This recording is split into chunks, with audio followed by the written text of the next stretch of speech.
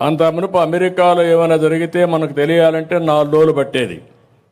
కానీ ఎప్పుడైతే ఇంటర్నెట్ వచ్చిందో, టెక్నాలజీలో పెద్ద బ్రేక్ త్రూ వచ్చింది.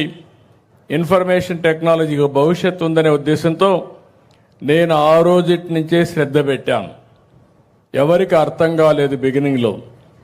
ఆ రోజు ఒక హైటెక్ సిటీ కట్టాలంటే చాలా శ్రమ పడ్డాను, అనేక మీటింగ్లు పెట్టాను. ఇప్పుడు ఏ విధంగా అయితే ఐటీ ప్రొఫెషనల్స్ అంతా పనిచేస్తున్నారో వీళ్ళందరూ ఐడియాస్ తీసుకున్నట్టు 4-5 మీటింగ్లు పెట్టి ఏం చేస్తే బాగుంటుంది అనుకుంటే ముందు హైటెక్ టవర్ కట్టాం. ఆ హైటెక్ టవర్ కట్టిన తర్వాత ఇలాంటి పిల్లలందరూ చూసిన తర్వాత మేము కూడా ఐటీ చదువుకోవాలి, ఐటీ ఉద్యోగం చేయాలనే ఆశ పుట్టింది.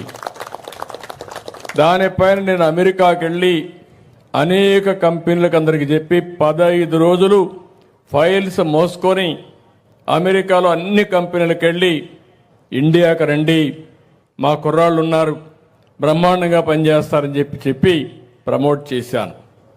అప్పుడు ఆలోచించాను, ఉద్యోగాలు వస్తున్నాయి, దీనికి కావాల్సింది ఇంజనీరింగ్ కాలేజీలు కావాలి, ఐటీ ఎడ్యుకేషన్ కావాలని చెప్పి ఉద్దేశంతో ఆ రోజు 30 ఇంజనీరింగ్ కాలేజీలని 9 ఏళ్లలో 300 ఇంజనీరింగ్ కాలేజీలు చేశాం.